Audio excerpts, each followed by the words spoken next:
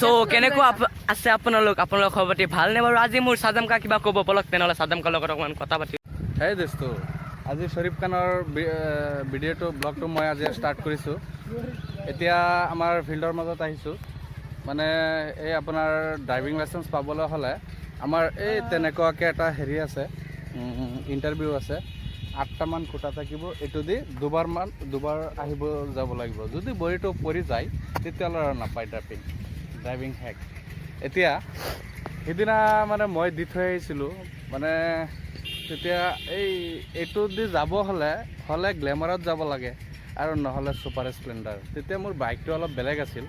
আজি বেলেগৰ মানে বাইকটো লৈ আহি আজি ট্ৰাই কৰি আছোঁ আৰু দুবাৰ পাইছোঁ।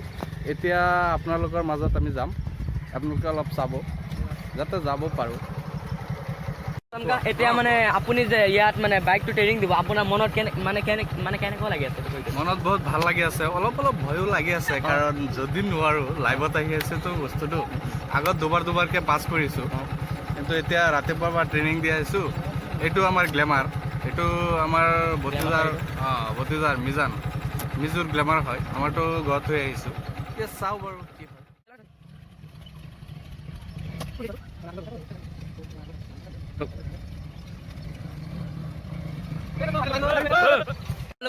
এতিয়া মানে আমালোকৰ সাদাম কা মানে এতিয়া মানে ট্ৰেইনিঙত ফাৰ্ষ্ট কৰিছে, এতিয়া মানে কিবা কিবি ক'ব কৈ দিয়া।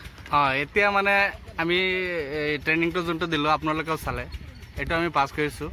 আমাৰ ভিতৰত এতিয়া সাহস জাগিছে যে আমি দ্বিতীয়ৰ ওচৰত গৈ এইটো ট্ৰেইনিং ছেমকৈ দিব পাৰিম। গতিকে আমি ফাইনেলি পামেই আৰু নিশ্চিত, কোনেও মোক ৰখিব নোৱাৰে এতিয়া। হ'ব দে। এতিয়া মানে আমালোকৰ মিজু এতিয়া যাব, মিজু যোৱা।